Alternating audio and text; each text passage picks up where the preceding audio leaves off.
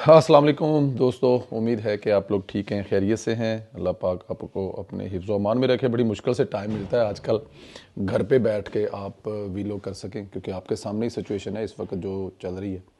आ, भागम भाग है, बट अल्लाह ताला की ज़ात सुरखरू करे। हमें 8 तारीख को जितनी ये मेहनतें की जा रही हैं उनका समर हमें दे, और पाकिस्तान को एक दफ़ा फिर जो है वो अल्लाह ताला की ज़ात नवाज दे।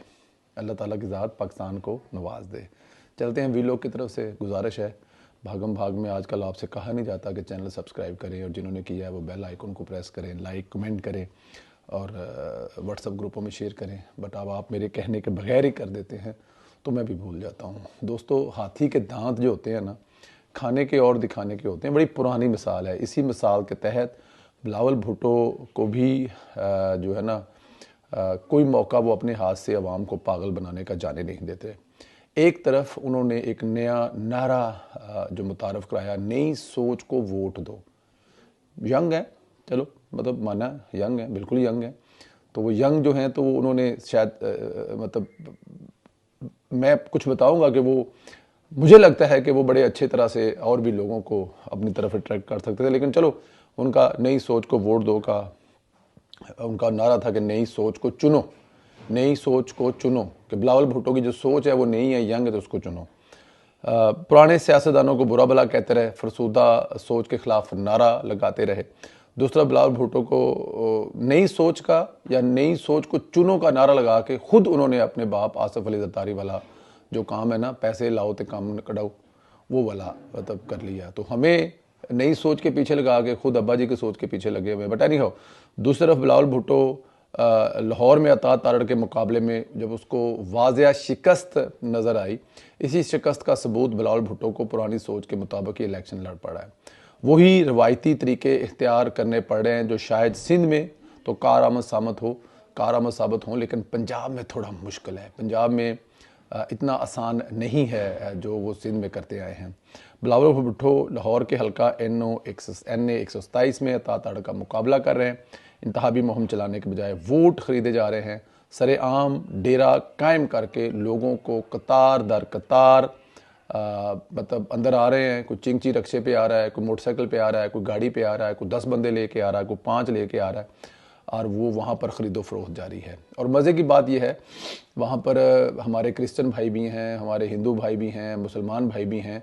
तो तमाम लोगों के मज़हब की जो मुक़द्दस किताबें हैं वो वहाँ पर रखी हुई हैं, और उन पर हलफ लेने के बाद पैसे जो हैं वो उनको दिए जा रहे हैं। उन पर हलफ लिया जा रहा है कि जी आप इस पर हलफ दें कि आप जिस काम के लिए पैसे ले रहे हैं वो काम आप करेंगे। अब अंदाज़ा करें, यहाँ पर मतलब मज़हब को भी इन्वॉल्व किया जा रहा है, कुरान को भी, अंजील को भी, तौरात, मतलब सबको वो करके, मतलब क्या इस पे बात करूं मैं, या क्या इस नई सोच को, या क्या नई सोच को चुनो के नारे को मैं समझूं कि ये नया नारा है। बट एनी हाउ, अच्छा जी, अता तारड़ साहब तो फिर अपने एक्शन में मशहूर हैं। उन्होंने तो इमरान खान को नहीं छोड़ा था, तो बिलावल भुट्टो जरदारी तो अभी अता तारड़ के सामने पैदा भी नहीं हुआ।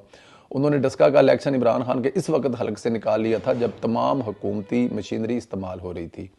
ये भी आपको पता है। खैर, इलेक्शन कमीशन को तो चाहिए था कि वोट खरीदने पर एक्शन लेते, इलेक्शन एक्ट के तहत कार्रवाई करते। उन्होंने उल्टा अता तारड़ को नोटिस भेज दिया कि अपने वोट खरीदने वाले बंदे क्यों पकड़े। चलो अच्छा हुआ, इसी बहाने नोटिस हुआ। अब अता तारड़ साहब खुद जाएं, जाकर बताएं कि असल माजरा क्या है, और इसी बहाने पर जो इशू है ना नोटिस, उसका भी जवाब मिल जाएगा। मैं रात को अता तारड़ साहब के पास मतलब उनसे राब्ते में था, तो रात को जब मैंने उनसे मतलब बात हुई, तो वो मुझे जब उन्होंने बताया कि मैं 180 हूँ, आप आ जाएं इधर, तो फिर हम लोग गाड़ी में बैठे, गपशप भी लगी। मैंने उनसे कुछ चीज़ें पूछी भी, of the record, on the record भी। वो कह रहे थे कि ये हमें पहले से खबर थी कि ये करने वाले हैं, और हमें ये भी पता था कि कितने अरब रुपए लेके आए हैं, और हमें 2-3 दिन से ये इतलाएं मिल रही थी। तो बल्कि रात को मैंने बात भी की, जो आपने सुनी भी है। तो 2-3 दिन से इतलाएं मिल रही थी, जिस किस्म का काम कर रहे थे, और ये देखें इतनी दीदा दलेरी से कर रहे थे कि हम लोग भी उन्हीं लोगों के साथ अंदर गए हैं, मतलब, और अंदर जाके देखा तो ये काम पड़ा था। तो फिर जाहिर है ये कैसे हो सकता है कि हम लोग मतलब कि हमारे खिलाफ एक इलेक्शन है, वो अरबों रुपया लगा के लड़ा, तो हम उसको पकड़े भी ना। तो इलेक्शन कमीशन मेरे ख्याल में सोशल मीडिया के दौर में उसको थोड़ा बहुत ख्याल करना चाहिए। और फिर उसके मुकाबले में एक और वीडियो आ गई जिसमें अता तारड़ के पोस्टर लगे हैं, और पैसे बांटने वाले जो हैं वो मास्क लगा के पैसे बांट रहे हैं, मतलब अपनी शक्ल नहीं दिखा रहे। क्या बात है जी। मतलब एक्टर एक्टिंग ड्रामा वो भी एडा फ्लॉप। बस बिलावल भुट्टो दे दारी साहब तो लाहौर वालों अल्लाह हाफिज। दीगर खबर पर नजर दोहराएं तो एक पुरानी खबर है लेकिन हमें हर सूरत में डिस्कस करनी चाहिए क्योंकि पाकिस्तान के मुस्तकबिल का सवाल है। अच्छा जी, ट्रांसपेरेंसी इंटरनेशनल एक ऐसा अदारा है TI जिसकी रिपोर्ट्स पर पूरी दुनिया चलती है। वो न्यूट्रल होकर बताते हैं कहाँ कितनी करप्शन हुई। इनकी रिपोर्ट आई जिसने बताया कि मुस्लिम लीग नून का गुज़श्ता 16 माह का दौर कैसा था। रिपोर्ट में बताया गया शहबाज शरीफ साहब की वजारत उज़्मा में करप्शन में वाजिया कमी आई और ये सिर्फ और सिर्फ हुआ 16 महीने की हुकूमत में। मेरी बात समझ रहे हैं आप? सिर्फ 16 महीने की हुकूमत में ये हुआ है कि शहबाज शरीफ साहब की 16 महीने की हुकूमत जो कि 12 जमातों की हुकूमत थी, वो किसी एक बंदे के बस और कंट्रोल में हुकूमत नहीं थी, वहां पर 12 जमातों की हुकूमत थी। लेकिन फिर भी शहबाज शरीफ साहब का जो वजारत उज़्मा का दौर थे उसमें करप्शन में पाकिस्तान में कमी आई। रिपोर्ट में बताया गया कि पाकिस्तान 140वें नंबर से 133 नंबर पर आ गया जबकि करप्शन इंडेक्स में 2 पॉइंट बढ़कर 27 से 29 हो गया है। रिपोर्ट में पीडीआई हुकूमत दौर का अहाता किया गया। ट्रांसपेरेंसी इंटरनेशनल की जानब से करप्शन में कमी के लिए पाकिस्तान की तारीफ की जो कोशिशें की गई ये पीडीएम के दौरे हुकूमत को उसकी भी तारीफ की गई। साबित हो गया कि इमरान खान के दौरे हुकूमत में करप्शन बढ़ी, नून लीग ने करप्शन कम की। साबित हुआ कि जब सरबराह ईमानदार हो फिर नीचे करप्शन नहीं हो सकती, बहुत इम्कान कम होता है करप्शन हो। सोचे अब मियां नवाज शरीफ रियासत का सरबराह होगा तब करप्शन ना होने के बराबर होगी और मुल्क तरक्की करेगा। इससे पहले जो इमरान खान साहब का दौरे हुकूमत है वो आपके सामने है कि पाकिस्तान कौन से नंबर पर कहाँ चला गया। जिस काम के लिए खुदा ना करे 5000 था वो खान साहब के दौर में 50,000 में होता रहा है। बाकी वो बुशरा बीबी की अंगूठियों से लेकर उस्मान बुज़दार के तबादलों से लेकर और फिर करप्शन की जो कहानियाँ हैं मैं अब वो उसका जिक्र करूँगा तो बात लंबी हो जाएगी। लेकिन यहाँ पे मेरे दोस्त जो हैं पटवारी हैं, भाई हैं, नून लीगी हैं, उनको चाहिए कि इस पर ज़्यादा से ज़्यादा ट्वीट करें, इस पर ज़्यादा से ज़्यादा बात करें। टीवी टॉक शोज़ में जो हमारे लीडरान जाते हैं वो इस पर बात करें कि ये है शहबाज शरीफ, नवाज शरीफ का भाई जिसके दौर में करप्शन कम हुई। इससे पहले इमरान खान के करप्शन दौर में जो करप्शन है वो आसमानों से बातें कर रही थी। और खबरें हैं जी, जस्टिस अतर अमनुल्लाह साहब की भी है। सुप्रीम कोर्ट के जज अतर अमनुल्लाह लंदन में मौजूद हैं। उन्होंने एक कॉन्फ्रेंस में खिताब किया, वहां से निकले तो पीटीआई वालों ने पीछा किया, नारेबाजी की, बदतमीजी की, इनकी गाड़ी तक का पीछा किया। यही नहीं, कॉन्फ्रेंस के दौरान जज साहब से इंतहाई बदतमीज़ाना जो है वो सवाल किए। उन्होंने कहा जी कि आपको एक सवाल में कहा कि आपको ईमानदार होना चाहिए था, आप ईमानदार जज नहीं हैं। याद होगा चंद दिन पहले इन्हीं जज साहब ने इमरान खान को फेवर दी थी, कहा था कि वो साइफर केस में मासूम है। हालांकि अब इमरान खान इस केस में बाकायदा तौर पर जो सज़ा है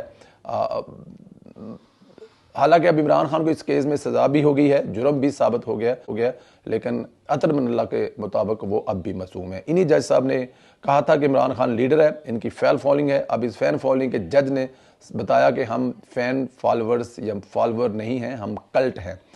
अब समझ आई होगी मियां नवाज ने इस खिदने के दरमियान लंदन में कितने साल सब्र से कैसे गुजारे।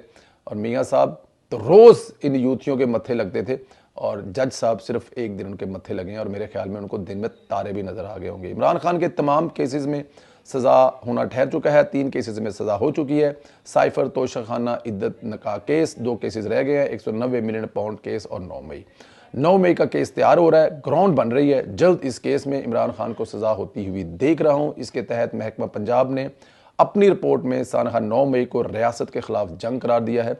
महकमा दाखिला पंजाब 9 मई के हवाले से मुफस्सल रिपोर्ट पंजाब हुकूमत को जमा करा दी है।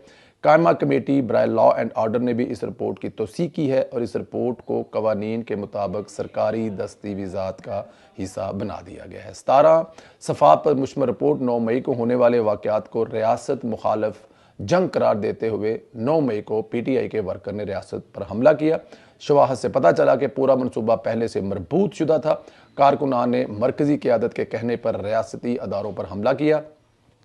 रिपोर्ट में 9 मई के वाक़यात को तहरीक तालिबान के तर्ज पर होने वाले हमलों से तशबीह दी गई और वाक़े की जिम्मेदारी पीटीआई की मरकजी क़यादत पर आयद कर दी गई। मकामी क़यादत को भी बराबर का हिस्सादार करार दिया गया।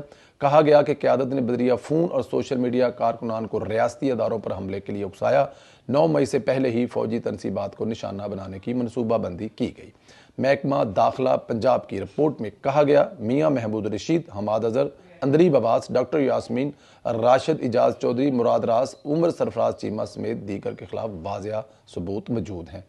खबर देता चलूँ, इस रिपोर्ट की बुनियाद पर उन्हें सजाएं तो होंगी, लेकिन साथ यही रिपोर्ट बताती है कि पार्टी भी 0-0 होने जा रही है और पार्टी पर हमेशा के लिए पाबंदी लगनी चाहिए, लगने जा रही है और मेरा दिल ये कहता है कि लगनी चाहिए। देखें, ऐसे पीटीआई से हमें कोई प्रॉब्लम नहीं है या पीटीआई से मुझे कोई प्रॉब्लम नहीं है, मुझे इमरान खान से भी कोई प्रॉब्लम नहीं है, लेकिन प्रॉब्लम उन रवैयों से है, प्रॉब्लम उन लोगों से है जिन्होंने 75 साल की तारीख में वो नहीं हुआ जो उन्होंने किया है। रियासत पर हमला किसी सूरत में कबूल नहीं किया जाता, चाहे वो कोई भी करे, चाहे वो किसी भी जमात से हो। आज याद आया जब शहबाज शरीफ साहब अपनी भतीजी और भाई को एयरपोर्ट रिसीव करने जा रहे थे, तो उनके जो कारकुनान थे किस लेवल के जज्बाती थे। अगर वो शहबाज साहब एयरपोर्ट पर चले जाते, पहुंच जाते और उनके कारकुनान से एयरपोर्ट पर कोई ऐसी हरकत या ऐसा मामला हो जाता, तो आज हम कहां खड़े होते। ये होते हैं लीडर, ये होते हैं लीडरों के विजन, और यहाँ पे इमरान खान साहब ये सब कुछ बकायदा प्लानिंग के साथ करते हैं। दोस्तों इजाज़त दें, थोड़ी सी जल्दी है, आप कमेंट करके ज़रूर जवाब दें कि इमरान खान को जो सज़ाएं हो रही हैं, क्या इमरान खान अपनी सज़ाओं की सेंचुरी मुकम्मल कर लेगा। क्रिकेटर है ना, सेंचुरी का बड़ा शौक है। 10 साल 10 साल 4 साल और इस तरह सज़ाएं चलती रही तो क्या 100 साल तक इमरान खान साहब जेल में रहने वाले। इस सवाल का जवाब ज़रूर दें, शेयर करें व्हाट्सअप ग्रुपों में, और इसके अलावा सब्सक्राइब करें जिन्होंने किया है, बेल आइकन को प्रेस करें। मरी के लिए निकल रहे हैं, आप लोगों से रास्ते में बात होती है। बहुत शुक्रिया, खुदा।